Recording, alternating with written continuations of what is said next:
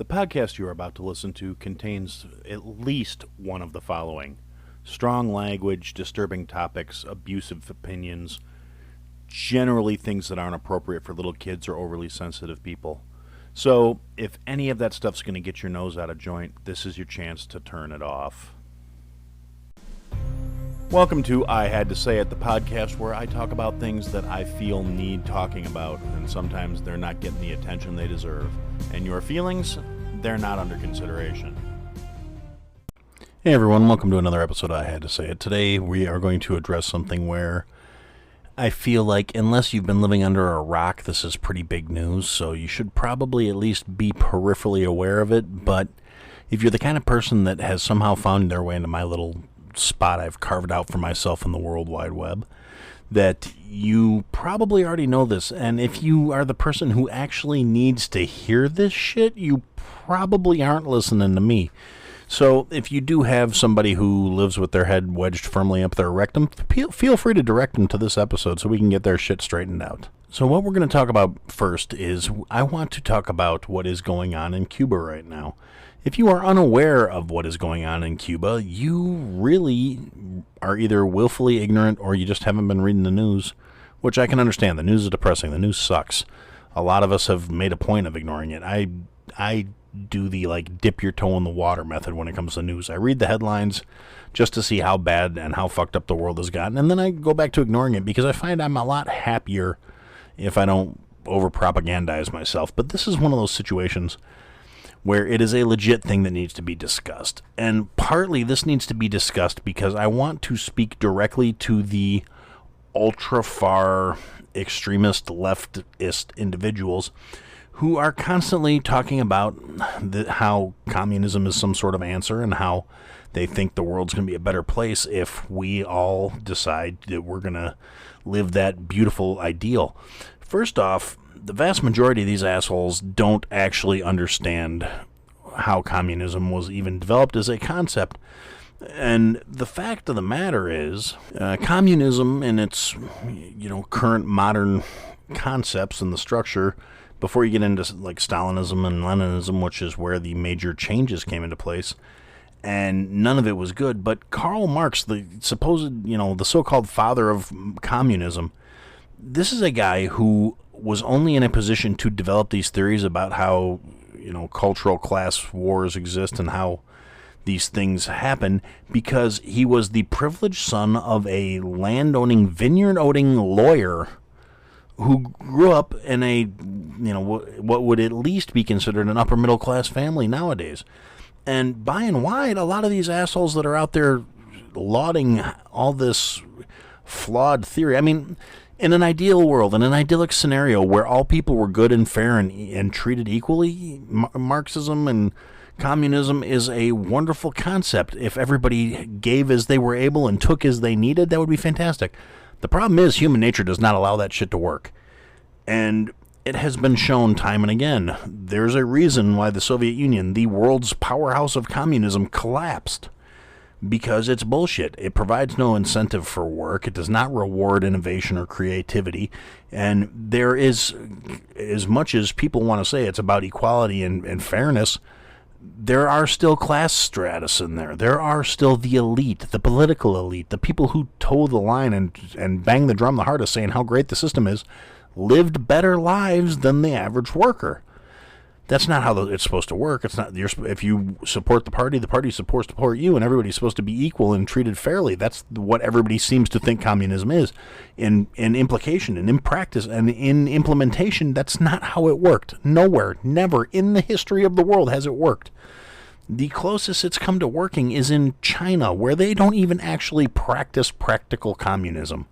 They have communism light because they are still participating in capitalism all around the world, buying, selling, trading, producing goods with dirt cheap labor because it's produced by party members who really have no vote to support the elite. There are multimillionaires in China, Chinese citizens who live luxurious, opulent lifestyles that are supported by sub-minimum wage labor from the the working class in that country. It's not like their communism ideals are actually being practiced. It's just a different regime, a different form of control. And it's a system where the government takes away from everybody, and instead of distributing it fairly, which is the ideal that supposedly communism is supposed to encourage, the elite get what they want, the poor get the dregs. It's just like anywhere else. The only difference is there's no innovation, there's no motivation, there's no drive to do better, because good work is not rewarded. Poor work is not punished. Everybody's punished. It's fucking ridiculous. If you're not one of the elite, you don't get to better your scenario or your situation. There's only so far you can go as a grunt. And now we're seeing in communist Cuba, a bastion of communist solidarity for years, when Castro and the People's Revolution came in and they took over and basically said, the Communist Party in Cuba, their slogan is homeland or death. That's not exactly a positive outlook on life. And the government officials in control, the president of Cuba, who is literally, for the first time in 60 years, a person who's not a Castro. So, yeah, it's a real fair system there.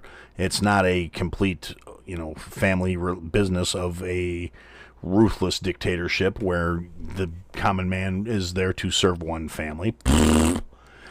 Simple fact of the matter is, it showed up in the New York Times where they said freedom is an anti-government slogan. They're not wrong. And it's not just in Cuba. But realistically, I want to address what's going on in Cuba. Thousands of people flooded the streets in protest last weekend because they want to change. They want freedom. They've changed their homeland or life. They're chanting this as a slogan in direct opposition to the slogan of the ruling party. And you know why they're doing this? Because the country is running out of fucking everything because of mismanagement by a government that controls every aspect of life. They are out of medicine. They are out of aspirin. You can't go to a hospital and get penicillin if you have an infection. You can't get groceries. If you want to buy food, you have to go to stores with foreign currency. Cuban domestic currency is worthless in that country right now. You cannot buy supplies unless you have foreign funds on hand to go to the shops that will take foreign money and give you beans and rice. People are waiting in line for hours. And this is the shit I grew up with hearing about in Russia. People were constantly defecting and leaving the communist system because life there was fucking miserable. There was no idyllic, everybody got their fair share. It was everybody got the opportunity to wait in line 6 hours, and you got in line and you didn't even know what the fuck you were getting in line for. I knew people that came over here when I was a kid, and they told me stories about how they would be walking down the street and see a line and get in it, not knowing what they were getting in line for, but simply knowing that there was something there to buy.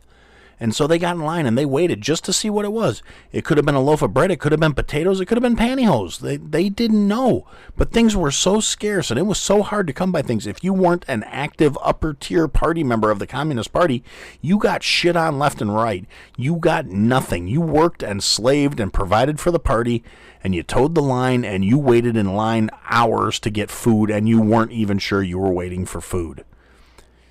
So all these privileged college kids who seem to think that walking around yelling about how communism's the solution and capitalism is the world's evil and all this other shit because capitalism allows people to take advantage of other people, they're really unaware of the system they're dealing with. They don't understand how fucked up things really are. If you think communism is such a wonderful deal and that's how the world needs to be fixed, there are still a few countries that practice it that you're more than welcome to fuck off and go to. And they may let you in, they may not, but you're not going to enjoy nearly the freedom or the idyllic life you think you're going to be walking into. It's not some kind of fucking paradise, and the fact that some people are stupid enough to think that it is, they have these ideals that, this is how the world should work, but the problem is every country where we as a species have tried to implement these ideas has blown up in our faces. Now, that's not to say there aren't some, countries that have socialist policies in place for certain things, whether it's universal health care, which I think everybody does have the right to have health care. I think we should. I mean, it makes sense from a logical standpoint. A country should want a healthy population of people, and they should be willing to do things to make that a factor. Does that mean I think capitalism is the devil and everything else needs to go and everything should be handled by the state? Fuck no. We're talking about people that honestly, I don't trust politicians at this point at all. Across the board, unilaterally. Parties aside, I don't give a fuck what party you're in. You're all slimy crooks. I really don't want them making every decision in my life, and that's exactly what these assholes seem to think should be the case. So, if you think these things are so great, here's what you need to do. Round up a bunch of your whining, bleeding heart asshole friends who think this is the answer and these communist countries have the right idea and extreme socialism is the only way to life. And take everything you have, get all the paperwork in place. I'm sure we could find some lawyers. I will help you find a lawyer that will do the work for you to transfer all of your assets to somebody who wants to leave Cuba because their life fucking sucks. And go take their place. Go see how the system works and how ideal things are and how idyllic will be when everybody pays in and everyone gets according to need and everyone pays according to ability. And see how fucking fantastic the life is going to be and see how the world is. See how things are when you're going to die from a fucking scratch falling off your bike because you can't get penicillin. Because the hospital doesn't have Tylenol, much less any life-saving supplies. When you're in a country where the people in power are going to say that the uprising by these starving masses, people are literally starving. That's what it took to get a protest going in this country because it is so draconian in their processes and their policies and their laws are so authoritarian. They are so willing to come down on people so hard to crush every semblance of an uprising, to make sure they have complete control and complete authority. That is what created this circumstance. And they're blaming, this is, capitalist manipulation. This is America interfering with our country. And this is something that has actually managed to unify part of the government in this country. Democrats and Republicans are all saying, hey, you know what? We support the people of Cuba. We want a free democratic country in Cuba because that's what the people want. The simple fact of the matter is, a lot of people are out there trying to say this is a product of American trade embargoes, and all these shitty things that are happening in Cuba are a direct result of American interference. And the simple fact of the matter is, there's no food, there's no medicine, there's nothing there. That's not a product of the American embargo. Whether you support the embargo, whether you think the embargo is bullshit, the simple fact is, it is a case of an economy that is mismanaged, and there is realistically a large portion of their income was tourism. Different people coming from different places to come and experience what in under other circumstances could be an idyllic situation. Up until the late 50s, it was a tourist destination. American interests, American businesses, American companies would go to Cuba, and it was a beautiful place, and it was a wonderful time, and it was a vacation destination. And it still is for a lot of countries that don't have the same trade relations and embargoes and bans that America has with that country. But, the government that took control and the power structure that was in place mismanaged the funds they had, mismanaged the resources they had. The foreign currency that was being funneled in by all these tourists dried up because of the pandemic, and so the resources they were completely relying on that were coming from other countries are gone. They don't have any allies in the region because the only other communist country in the region, in Venezuela, the socialist country, collapsed. They are a fucking shit show themselves. So they don't have anything. There's no food in the store for people to buy. There are, parents can't feed their kids. The kids that have old elderly parents can't take care of their elders. The common people, the people on the street, the ones who are dependent on these foreigners to come support their lifestyle, have nothing. The party elite are the ones who, even they're starting to run out of everything. They're being affected by the rolling blackouts, but they're also the ones that have generators hooked up to their houses. They're the ones who have some sort of fallback. They're the ones who still have certain degrees of food, because before the stuff that gets to the street where these people are buying things with whatever foreign money they've managed to scrape together, before those people get to that, the elite party gets their beak wet first. The elite party members get their take first. It's a corrupt and abusive power system. People are desperate. That's why these protests are happening. For the first time in almost 60 years, thousands of people are flooding the streets, and the government's saying, well, we're ready to fight, and the revolution will not be stopped. The revolution failed. I mean, there's tons of inflation. You're spending literally, the equivalent of hundreds of dollars for beans and rice. It's not a comparison that any of these shitheads who are out here praising these systems, these things that have pretty much unilaterally across the globe led to elitism, cultural suppression, and shitty fucking people having the haves and the have-nots slaving away to survive. But we don't call it slavery anymore because it's the ideal dream. Everyone in the parties has the equal opportunities and gets supported by the government. They get what they need. The problem is they fucking don't. And you can't tell that to people because then you get this, pathetic fallback of, well, that's not real communism. They don't know what they're not doing it right. That is literally every country where this system has been tried. Every single one of them. From a purely objective stance, there are elite ruling classes and there are the working class that support the elite ruling class. And the party rules with an iron fucking fist. That's why North Korea is run by a family in draconian methods where they have open elections where there's only one candidate for both fucking parties. And they have monitors to make sure you vote for one of those two parties when it's the same fucking guy from the same fucking family. And they literally rewrite history and feed it to the people and try and say this is the truth. And they present a false face to the rest of the world because they think people believe it. And unfortunately, some of these fucking idiots do. But the simple fact of the matter is there's nothing there that's real. It's all smoke and mirrors. It's all, look at how great we are to maintain the power of a few over an entire country's population. Welcome to Hot Takes and Tea Breaks. Hey, look, I know this is, the elephant in the room. But on the other hand, if your entire personality revolves around talking about that, it's going to get old real quick. Yeah. I believe that. I feel that. Yeah, exactly. Aaron, that's where I was going with. But you said it beautiful. A podcast about unpopular opinions. Let's see what other completely inappropriate things I can say. Yeah. Wildly offensive Mark will come up next. Wait, who's Mark? Okay. Remark. Oh, okay. I might be a little slurry. Sorry. Okay. Ooh, we're all just getting fucked up on here. It's fine. That's how we're supposed to do it. Yeah. Okay. No, I'm just working on maintaining.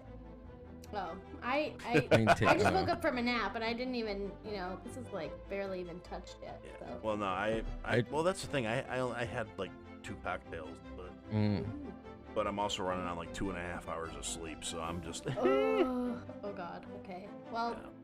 I try to start my car with my remote, so that's how I feel. Gil tried to start his car with his remote. We're all in a good place. Yes, this is the This great is where place quality entertainment comes from. It really does. It doesn't need to the setting doesn't need to be perfect. It's just gotta be the perfect people together doing it. It's great. We're doing it. So who's who's next? Mark? Mark. No. Okay, next Where's is Mark? Billy. Sophisticated and culturally diverse. He doesn't care if I do dumb. I feel like in your area it'd be perfect. Don't you have hillbillies around there? You'd be like, hey, shut the fuck up, bitch. Come to your house and blow you up. I got guns and a shovel and tongs. Isn't there a hillbillies? Hey, Fucking I'm Liz, not in dude. hillbilly territory anymore. Oh no, you gotta understand something. The You said- hillbillies and I have an understanding. All right. Cowboys from Connecticut. Dedicated to society's issues. Okay, I'm gonna go out on a limb here. Crackhead is not a solar-dependent hobby. You're not fucking Batman. I'm sorry. It's not, Making memories for a lifetime. doing the John Wayne strut, so it's swinging back and forth. Yeah, it's like No. like when you like a piece of glue, like when you squeeze glue out of a bottle. Wait. Running after his mom. Mom, Mom, Mom, look at me! Look what I did! I did it! Hot takes and tea breaks coming soon. It's happened there. It's happened in China. It's happened in Cuba. It's happened in Venezuela. And a lot of these asshole kids that are out here now, picketing and protesting and saying this is the answer. Maybe you guys are too young to realize this. Maybe you don't remember. Maybe you didn't get the message from fucking watching Scarface, because every one of these kids seems to have seen the movie, but none of them got the fucking message. When Castro took over and made Cuba a communist country, Cuba was a swinging fucking place before this asshole got into power. He took over the country, got put into power, implemented his regime change, fed in all these draconian measures, and then, after a few years, decides to empty the fucking prisons, take all the convicts, all the criminals, all the murderers, everyone that the state locked up and deemed unfit. So there were political dissidents in there. There were some people that legitimately really, they shouldn't have been locked up. They were political refugees. He put them all on a bunch of fucking rafts and shipped them over here. He didn't do that out of the kindness of his heart. He didn't do that in some magnanimous gesture of, well, if you're not happy here, we'll let you leave. He did that because even at that point, the country was starting to falter. And at that point, it was cheaper to send them here. He didn't have to house them. He didn't have to feed them. He actually literally thought he would, by sending over convicts and criminals and drug dealers and murderers and pimps and all these other, dregs of their society, he figured that would actually stir shit up in Miami and in Florida and in the United States. They would come over here and cause problems for us, and they would be our problem. So it would inconvenience us. It would be a distraction. This is the mindset of this guy. He wasn't doing it to be friendly. He wasn't doing it because they didn't agree with him, and so if they didn't like it, they could get out. That wasn't his policy. His policy was, if you didn't like it, you got one of two things. You got a cell or you got a bullet. And then after that, it was pretty much Cuba was quiet. Cuba was fucking closed. Cuba was not doing business.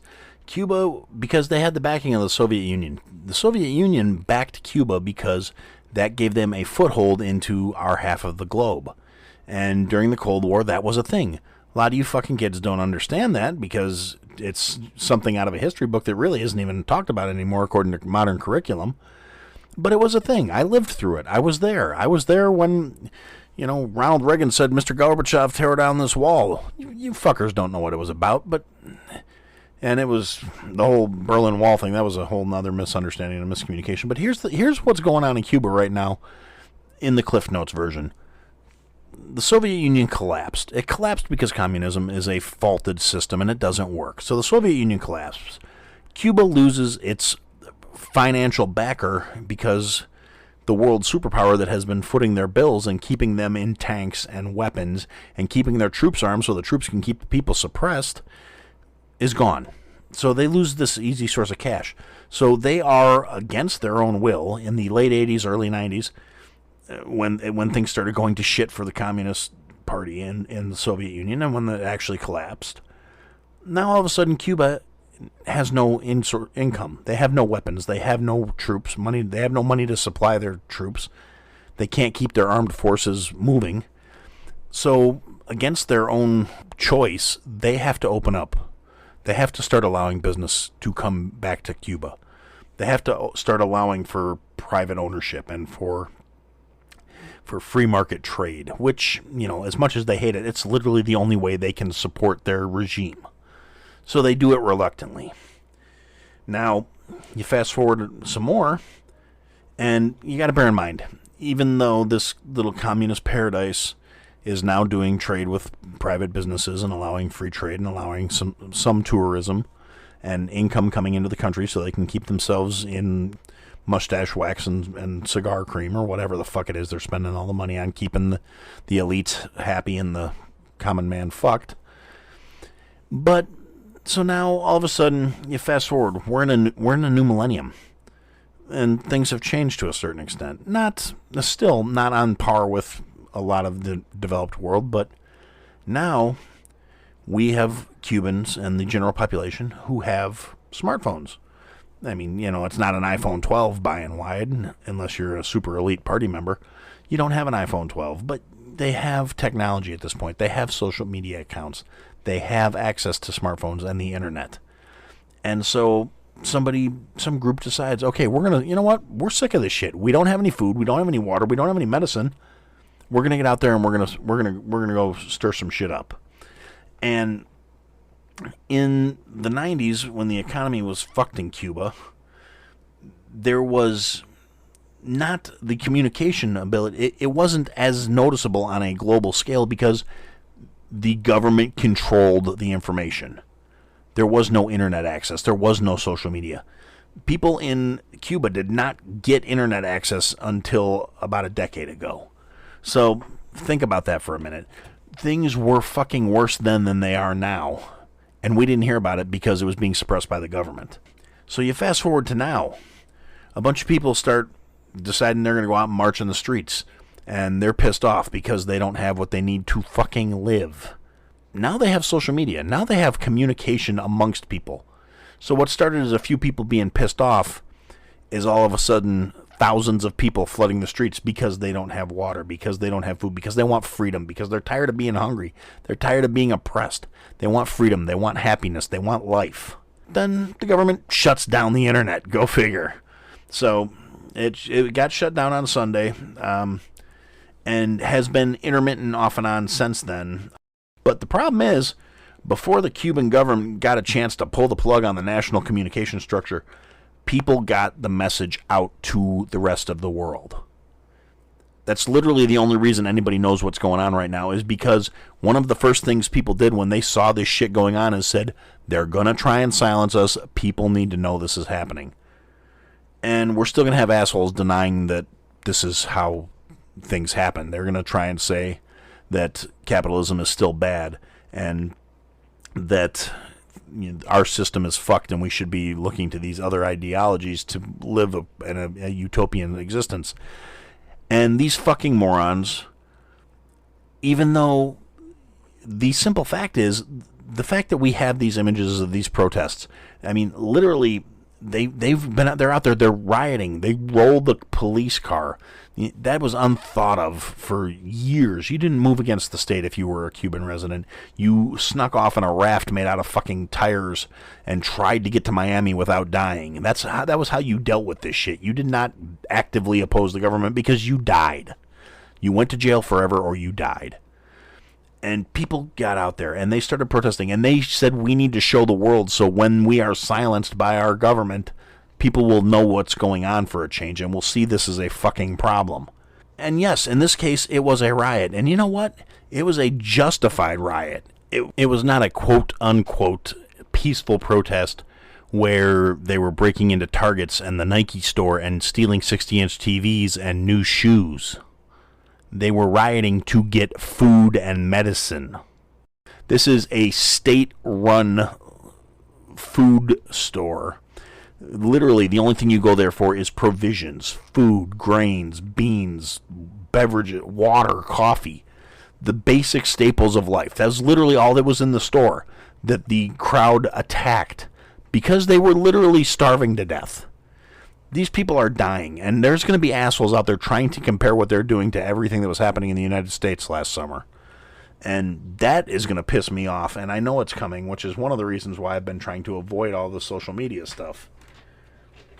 But ultimately, I see it coming. People are going to be like, see, if you support the Cuban riots, but you don't support what was going on in the States, that means you're a racist, or that means you're just in denial, or you're only doing that because they're actually protesting for their lives.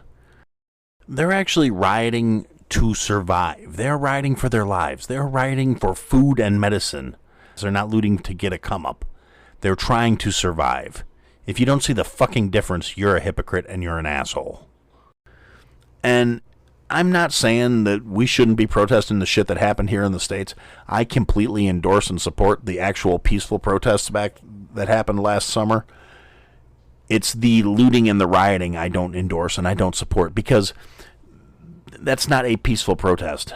The only reason these people are looting and rioting is because they're starving because of the actions of their government. They're not stealing shit to flip and put money in their pocket. They are literally robbing to eat.